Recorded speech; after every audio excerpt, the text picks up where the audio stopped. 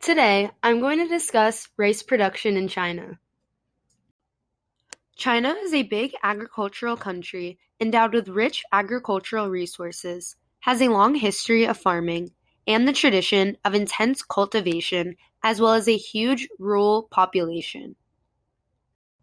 The Chinese government has always placed high priority on the development of agriculture. Since 1978, China has carried out step-by-step policy of reform and opening up, bringing along a quickened pace in agricultural reform and development. It has been over 30 years since China abandoned its large communal farms. Each farm had thousands of workers assigned to production brigades. The economic reforms that started in China's agricultural sector in the late 1970s then spread to other parts of the economy.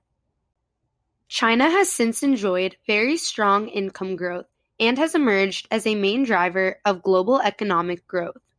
The country has moved from a top-down planned economy to a market economy, and the results have been nothing short of phenomenal.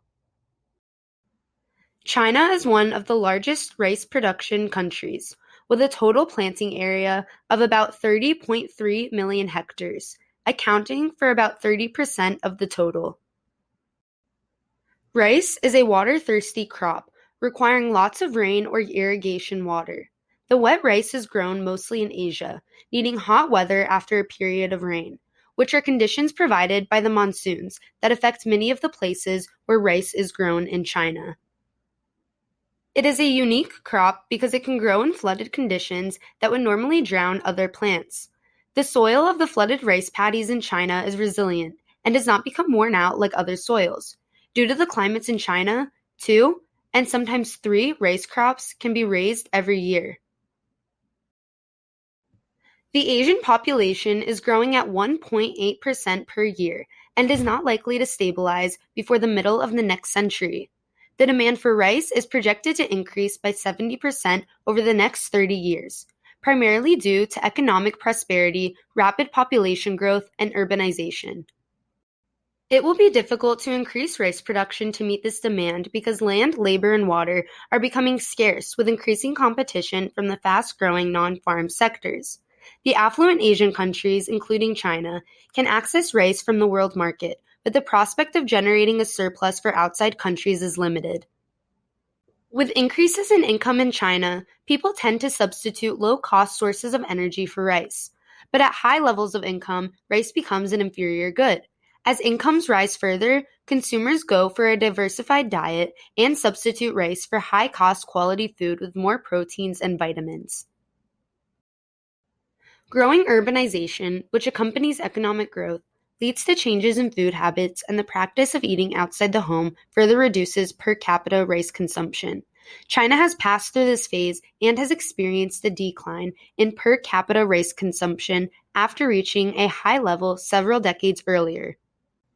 However, with increased incomes in high and middle income countries and the alleviation of poverty in low income countries, the per capita rice consumption is likely to increase.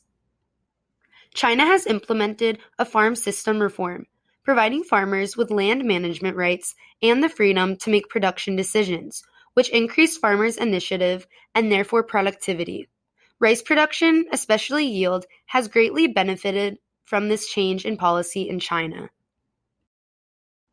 China had implemented People's Communal System, but the country shifted to the Household Responsibility System, where farmers were given the right to manage their own contracted land and have the freedom in making decisions about crop choices and production.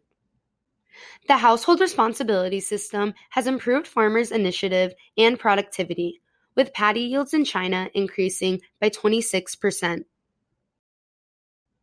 With the aim to prevent a decline in total rice land, China has followed a strict policy of maintaining basic farmlands for grain production or a certain proportion of agricultural land for rice cultivation. The government has since eliminated taxes on agricultural land. To a certain extent, input policy has stimulated a 25% increase of rice production in China. The agricultural way of life in China is centered around rice, and it has played a vital role in the country's culture.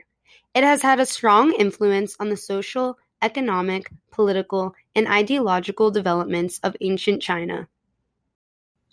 The cultivation of rice led to the development of an economic life cycle centered around agriculture, plowing in spring, weeding in summer, harvesting in autumn, and hoarding in winter. Two features of rice, irrigation and labor, set out problems that the Chinese people had to solve by adapting their behavior and social structure. In fields where many plots are connected to a single irrigation network, farmers had to coordinate when to fill and drain their fields. This infrastructure has created an environment wherein rice farmers are more socially enmeshed. Irrigation often requires collective action. It is out of the scope of a single family to set up an entire irrigation network. Therefore, the task of setting up irrigation systems has fallen across many families. Although rice farmers are not the only agricultural workers who share labor, rice exchanges are evidently different from other labor exchanges in the agricultural industry. In the Congo, agricultural tasks and labor sharing were treated more like a festival. Families came together to clear a plot of land, and they would celebrate after. Congolese farmers would repay the labor exchange on the same day in beer, while farmers in China would return labor with labor. Rice labor exchanges are less of a social nicety and more of an economic necessity. In contrast, Congolese exchanges are designed to make work fun and exciting.